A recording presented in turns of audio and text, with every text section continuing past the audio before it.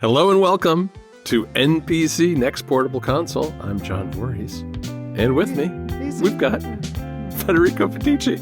I don't know who I'm talking to. Some guy with a cardboard box in front of his face? Yeah, I mean, that's normal. We've got Brendon Bigley here too. Hey, Brendon. Hello, I'm glad to be here. Me, the virtual boy. Yes, I am a virtual boy who will be talking about the virtual boy a little bit later. I put it together. The cardboard one, not the fancy $100 put it on your tabletop one. And we're gonna talk about that later. This is the final episode before we get lost in the world of Pokemon Pokopia. So, yes. Dude, it's rare for me to be as excited about a game that nobody else seems to be excited about. Especially, I've never been excited about a Pokemon spin-off game, let alone like one that takes more of a cozy vibe. And that's the secret. Both Pokemon and Dragon Quest, they're like bands whose B-sides are better than their like main A-side albums. You know, it's like all the spin-offs from Dragon Quest and Pokemon are like usually heavy hitters. Usually pretty good. I mean, Dragon Quest builders, yeah. Dude, right? Rocket Slime on the DS. Can I just note something that I just learned mere seconds ago? What's that? We're recording this on the day of the 15th anniversary of the Nintendo 3DS. Oh, really? Okay. Happy an anniversary. old portable console. Huh. 15 years ago. 15 years. Isn't that wild? OPC. 2011. Wow. Okay. So we're obviously going to talk about that weird cardboard contraption that John has. I think we're going to talk about it in NPC XL maybe. Before we get to that, so there was a piece of news that we didn't cover last week that we should absolutely talk about, which is more GameHub. But this time we're not talking about GameHub on other Android devices. In fact, I'm going to have more GameHub follow-up for my fancy Red Magic phone. In case you haven't listened to NPC XL, I have a new Red Magic phone that I've been using for GameHub PC emulation. It's absolutely bonkers. But we're talking about a different GameHub announcement. GameSir, a couple of weeks ago at this point, announced on Twitter that through a series of posts that they will be bringing GameHub to the Mac to allow for PC Steam emulation on Mac OS using the GameHub system that so far they've only released on Android. And obviously lots of thoughts here. And I will kick off by saying that right here we have the resident expert of gaming on macOS, Mr. John Voorhees, who, despite everything from Apple, has kept covering this space for many, many years. Yeah. And so I will start by asking John, how do you feel about this? I'm excited about this. I'm excited about this because this is not Apple trying to do this, really. I mean, I think like Apple tends to drop the ball when it comes to gaming on its platforms. And even if GameSir is doing this with 2 layers of emulation stacked on top of each other to make it work, I think at least they're out there trying to do it. And you know, if you judging by what they've been able to do with Android, I'm optimistic that we'll get some relatively heavy hitter kind of current games that work, as opposed to getting excited about 5 to 10-year-old games coming to the Mac for the very first time. I mean, I think this fills a gaping hole in what you can do on the Mac. There are some, current releases that are coming out on the Mac from time to time, but it's few and far between. And to have the entire Steam library open up to people, or at least portions of the Steam library, depending on how the compatibility works, that's a really exciting thing to me. Right. Yeah. So for now, we don't know a lot of technical details. No. We don't know if GameSir is using Metal, for example, for any macOS specific hardware acceleration. We do know a few things. So we know there's going to be a GameHub app for macOS. And it's going to have many of the same features that we previously saw on Android. So for example, super resolution. So there's going to be resolution upscaling up to 3 times, judging from the teaser screenshot that they have posted. There's going to be support for VSync. There's going to be graphic preferences built in, so graphic presets for balanced performance or quality.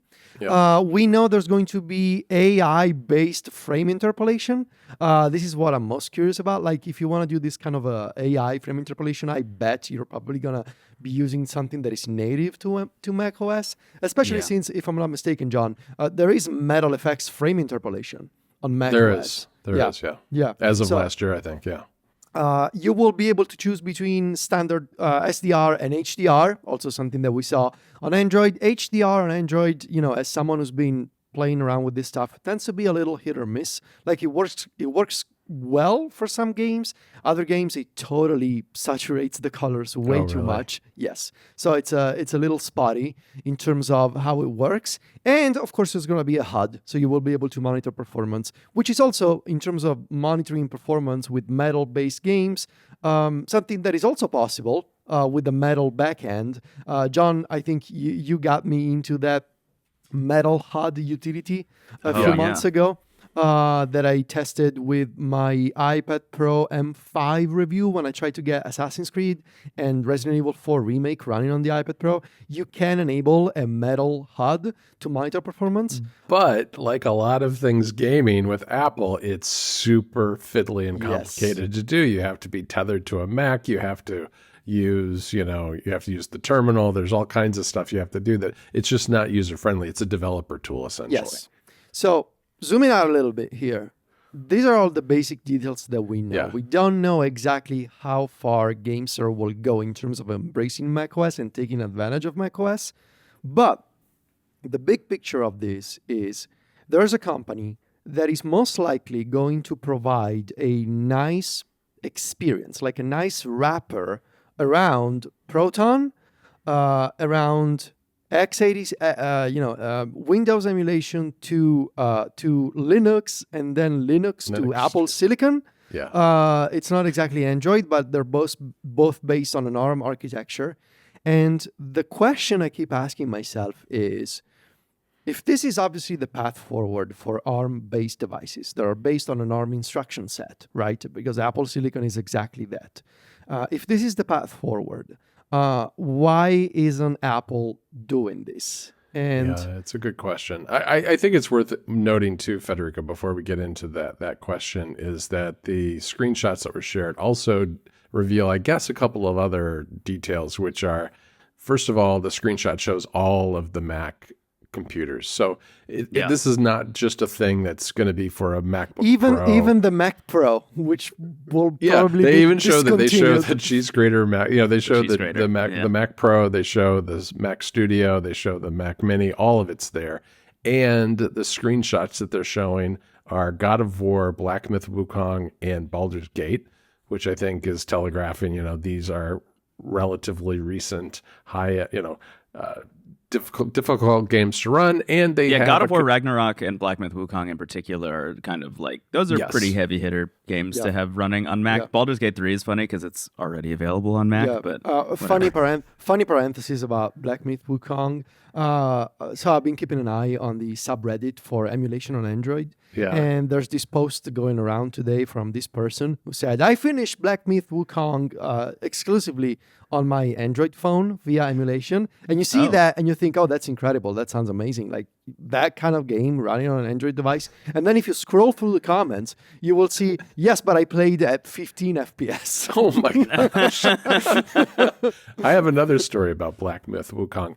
Anchor sent me a hub for charging your devices that was styled in Black Myth Wukong. Love it. It had a big monkey guy on the top of it, and with a T-shirt too. That was one of the funniest T-shirts I've ever seen.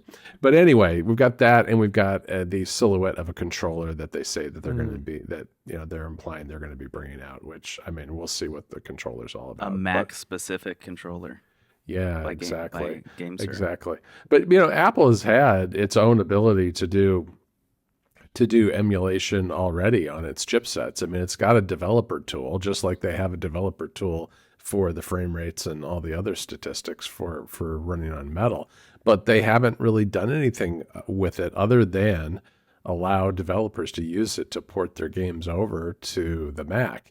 And there are projects out there that have done things to bring that into kind of a more consumer-friendly space, but it feels like Apple ought to be doing that kind of thing. Yeah, okay, this is my question for you. Do you think that this is like multiple layers of compatibility? So is this like we're doing, you think so? So this is like Linux to Windows to Mac?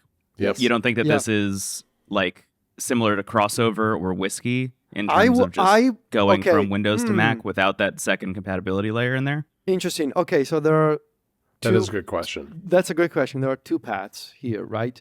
The first, and I think the most likely one from my perspective, is trying to essentially brute force a solution to a problem. So you're just gonna throw as much resources as possible to emulate essentially two layers of emulation going on, and you're taking advantage of the resources of Apple Silicon.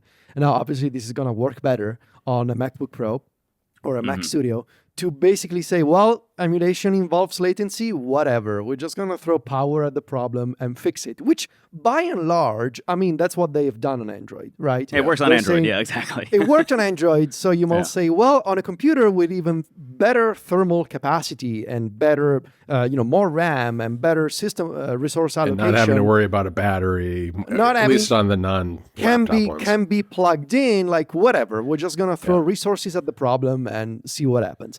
The other, from a certain perspective, more reasonable path would be, okay, we're just going to take one emulation layer. The other one, we can probably use something like Whiskey, for example, or something like what's it called, John? The Mac Game Porting Toolkit? The Game Porting Toolkit. Yeah, I think that's what Crossover uses as well, right? Is it open source?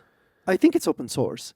I think that's how Whiskey was able to create like a user front end for it, like a viable user front end. My only question is, do we seriously think that GameSir was able to devote, I don't know, 2-3 people?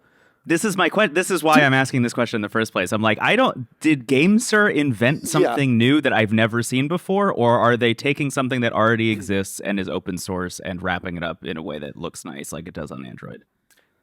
That's my problem.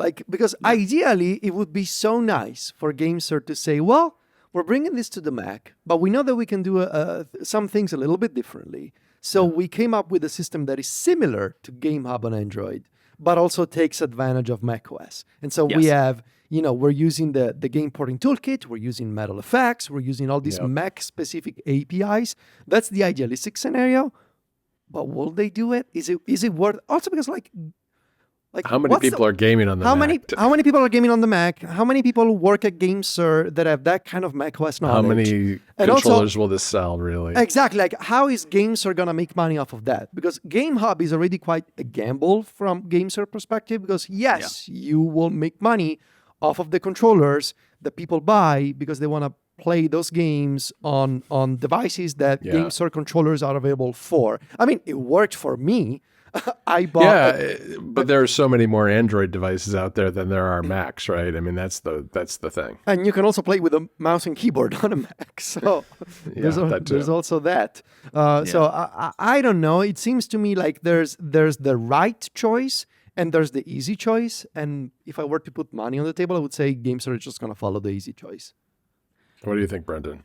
I think there's a cursed reality here where you need to have their controller to use this. Oh, interesting. I think there's like a non-zero chance that they go down the route that, like, I would say Backbone and MCon are both kind of sidling up against, where they have a proprietary app that enables more features in your games if you're using their controller, and maybe a subscription fee on top of that. Like, I think there's a world in which this becomes a paid service for them. With a dongle, really maybe, right? You could put a dongle for lower latency. You're totally right. Yeah. The thing that's kind of tipping me off about this is literally every single time I open GameSir on my Android device, which is my Thor right now, it asks me if I want to enable notifications every single time. And there's no way to turn that little pop-up off. And something about that makes me think that there's a notification they really, really, really are going to want to send me when the time is right. That's going to upsell me on a GameSir controller, Yep. So I don't know, but in general, the idea of in a not so distant future, there's potentially going to be a nice experience for playing a lot of Steam games on macOS that doesn't involve jumping through hoops or waiting for the official release. It's very enticing to me.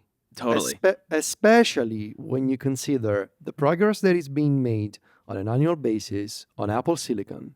Mm-hmm. And how you can realistically purchase a refurbished M4 Mac Mini and emulate a lot of things from Steam. And maybe not God of War Ragnarok, although at 1080p low settings. Maybe you can. Yeah. But I don't know. That sounds very enticing to me. The prospect of not necessarily like a Mac Studio or a fully spec MacBook Pro, but just a MacBook Air or a Mac Mini that is running GameHub and lets you play a lot of Steam games and doesn't run extremely hot, doesn't need a lot of cooling, and the battery lasts for a long time on a MacBook Air. The Mac Mini, you don't care. It's very exciting to me. Yeah, the Mini is a great under the TV type of computer Yes. too. People are already doing that with emulation. You can set that kind of thing up already, and it works really well. I think the thing too for GameSir is that the bar is really low here, right? I mean, even the games that have been ported to the Mac that are relatively new games, a lot of times they don't run super well, even though it's on Apple Silicon. So I don't know that emulating is going to necessarily be that much worse than some of the ports we've seen, because not all the ports are very good. Yeah. I'll say this also. I mean, I experimented last year before it shut down a lot with Whiskey. I was using Whiskey was kind of like the free wrapper for game porting toolkit that enabled you to, get into your Steam library and then install games and then play them on your Mac. And it was definitely hit or miss. Don't get me wrong. Like some games that should have run very well did not run at all. Easy, like Fields of Mystery, like a Stardew Valley, didn't run at all. But I was able to boot into Cyberpunk. That kind of disparity between it's really just throwing a dart what works. And where the experience is exactly the same on Android right now. So as long as you can get into a situation where you can start to tweak some settings and start to boot into some stuff, I think that makes a lot of sense. And honestly, one of the things that's interesting to me, and I'm curious to see who runs with this or who implements this. Like, this is the thing that I think Game Native as an open source project could implement pretty easily, but would be really easy for GameSir to do with GameHub on Mac if they want to, is because there are technically so few specs and devices out there, you could very easily be like, okay, you want to run God of War Ragnarok on your M4 device. Let's scan your specs real quick and find a community layout or a community spec and setting path that allows you to at least get into that game and start playing it. What is that? There's that resource, EmuReady, EmuReady. Great website. .com or .org or something. Yeah, amazing resource that just shows, you can type in any game and it'll show you everybody who has gotten it running on what device, and they upload, they write in exactly what settings they've dialed in to make that happen. Take something like that and implement it literally into a thing like GameHub or Game Native, and I think you are off to the races making something that is significantly easier for more people to get into. In the same way, when you're playing a game on Steam Deck and you can open up community layouts for control options for games that don't have native controller support, I think there's no reason we can't do that with specs and those kinds of settings also. Yeah, you just crowdsource what is essentially Steam verified and have it built into the software itself. Yeah. I just realized something while we were talking about this. If you do this on macOS, and it's based on ARM, so from an instruction set standpoint for the CPU, that's fine. It's common to Android. What are they going to do with graphics drivers? Because now that I'm thinking about it, they may be forced to actually use Metal, unless you want to use OpenGL on macOS. I don't even know if you can use Vulkan drivers on macOS. You can use OpenGL, but it's legacy.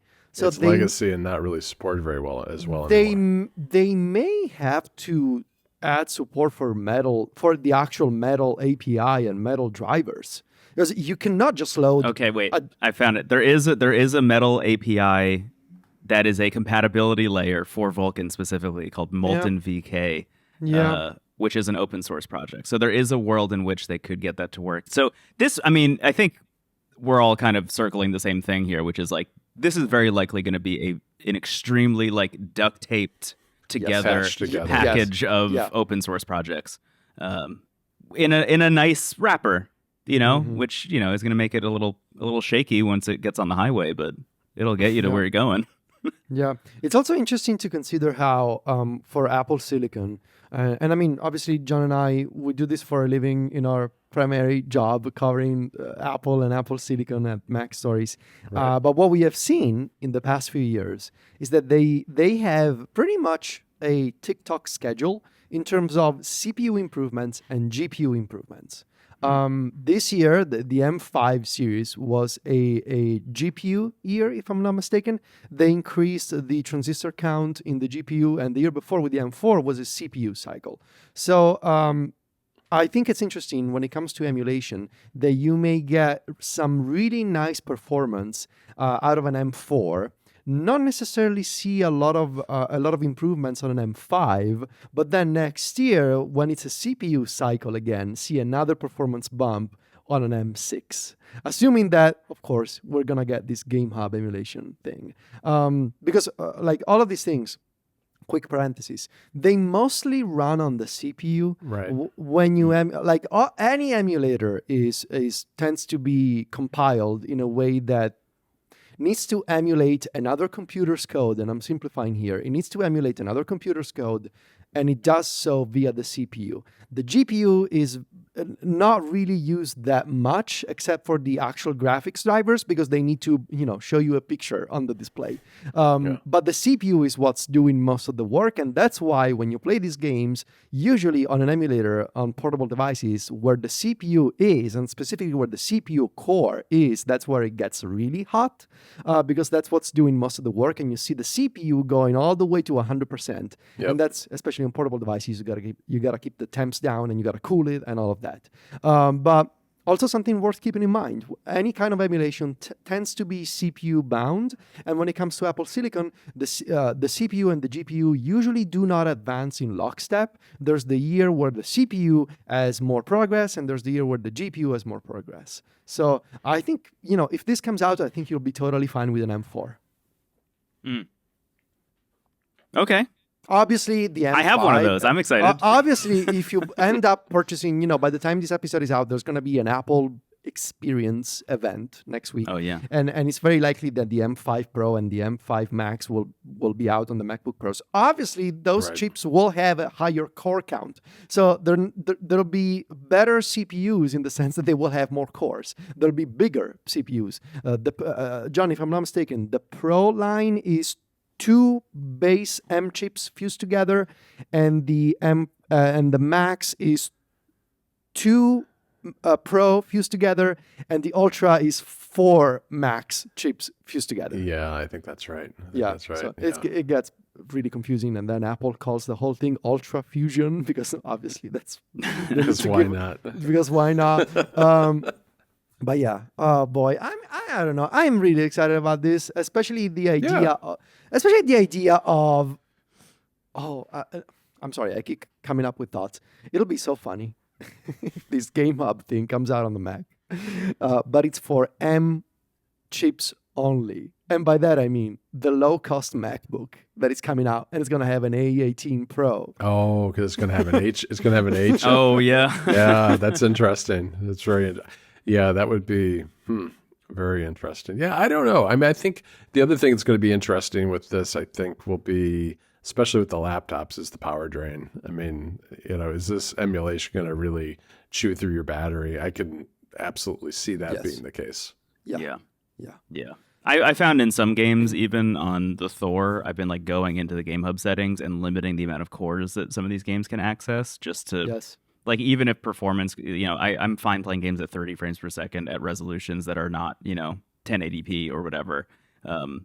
As long as it's not ripping through my battery, right, and making the CPU turn into molten lava, I'm fine with it. So I think that is a situation where if you have a lot more cores, you can still limit them and maybe mitigate that battery drain a little bit, which would be nice. Or you could just, have your laptop always plugged in. Well, no. That's kind of how I've been these days with doing things like screen sharing at high resolution. Yeah, all that kind of thing tears right through your battery. Yeah. What do we want to mention before we move on to NPC XL? I think we do need to mention ASUS and their ROG Flow Z13 special edition, Kojima edition, because, if you've listened to the show since the beginning, you'll know that Federico is a big ASUS a flow tablet head guy. He's a flow head. A flow head. He doesn't have the Z13, which that was one that Brendon and I saw at CES 2 years ago, and I still think about that tablet a lot because Dude, me too. It really it keeps me up at night thinking about the possibility space that thing provides. Yeah, I mean, it was remarkable what it could do, and I was reminded looking at the pictures in this Verge review that came out at just how thick it was, because there were some good pictures of it in profile that showed all the ports and all the vents to keep it cool. But there was a time where Federico had one of these fancy limited edition tablets that had a guy, if we remember the guy, I wish I could, maybe I'll find this picture again. The guy who had like the neck strap that held it, held the This is held all the true, tablet. by the way. This is not a John hallucination. This No, actually happened. This is true, yeah. It held the tablet by a strap that went around the back of your neck and held it like a tray table in front of your chest. And then it had a keyboard that had letters on it that weren't really so much letters as they were like an alien language. Isn't that right, Federico? That it had like a weird... It had like glyphs instead of I like a had- QWERTY layout. I had to buy aftermarket a regular Z13 regular edition keyboard from a French reseller, and cut with scissors and a knife a part of the connector of the keyboard to use the regular keyboard with my Z13 acronym special edition, because I was acronym. so fed up with the special alien alphabet keys. I had to take a knife and cut part of the keyboard connector to use a regular keyboard with the acronym. Yes. And so I've done things in my life. I've done some things I'm not proud of. And you this have is done one of some them. things, Federico. That is absolutely true. And, and this one is, I think this is maybe a little more mainstream. I mean, you had a foreign keyboard. You had an alien keyboard. Yeah. This at least has real letters on it, and it's themed after Death Stranding. Yeah. It's a Kojima Studios specific model of the Z13. Yeah. And I look, unlimited money, I'd buy this in no time flat. I would have it already. $3,700 list. Yeah. I mean it is like straight up one of the coolest, most beautiful pieces of technology I've ever seen. Like it is so interesting looking. And it's like exactly in my wheelhouse of like, why would anyone ever make this? But also for the people who are into it, like it's the only thing you care about. Hey, you get a Steam code for Death Stranding too. I mean, it's a bargain. Heyo. Big savings. that's where the savings as if the are, people who are buying, as if the people buying this don't already have the game. Yeah, right. Give it to a friend. I have to give a shout out to Antonio at The Verge, who posted about this, blogged about it, and specifically decided to take the entire thing up a mountain and take a picture of it in the snow. I don't think this thing is waterproof, first of all, which is worth mentioning. Like, nowhere is it like, yeah, it's IPS certified for whatever. But this thing specifically in the snow on the top of a mountain is like the most beautiful image of a computer I've seen probably it's since really like well the done. mid 2000s. It's gorgeous looking. I think it's really cool. Yeah. But it's got an AMD Ryzen AI Max 395, and it's got 128 gigs of RAM. So, this thing will last you. You can get accessories. There's a desk mat. There's a headset. There's a mouse. Comes in like a little briefcase carrying bag, so you look like a porter. Yeah. Carrying it around. Yeah. It's I don't know. I mean, it's easy to make fun of these themed tablets, but the Z13 still fascinates me. There's no way I'm going to spend $3,700 on an Android tablet, but or a Windows tablet. I mean, but I'm not. But I still think it's pretty cool. Yeah. As a refresher, the reason that John and I are up at night thinking about the Flow Z13 tablet. When we saw it at CES, it was like one of the only devices I saw that was playing like modern PS5 games, right, at like basically max settings, in this like CES conference environment, where we're surrounded by gigantic beefy computers with huge CPUs in them. Here's this, like, by comparison at least, thinner tablet playing Horizon Forbidden West at max settings. Like, yep. buddy, that's like that's the dream, right? That's Yeah. absolutely the dream. Yeah. Yeah. Well, okay. I think that about does it for this week. In NPC XL, we have a grab bag collection of follow-up and weird topics, Yes. as you do. So you can find that on Patreon for $5 a month. You get another extra episode of NPC every week. In the meantime, John, where can people find us on this thing we called the internet? They can find us lurking in all sorts of corners of the internet, Federico. You've got, When you say it like that. you never know when you might bump into one of us. Yeah. But you can definitely find Brendon over at wavelengths.online and, of course, on YouTube. And Federico and I are over at macstories.net. We got a big Apple week next week. So, swing on by and learn about whatever it is that Apple has up its sleeve hardware-wise next week. And, of course, the three of us are all on social media. Just search for our names there. You'll find us. Yeah. All right. Well, talk to you next week. Bye, Thanks for everybody. joining us, everybody. See ya. Bye. Bye.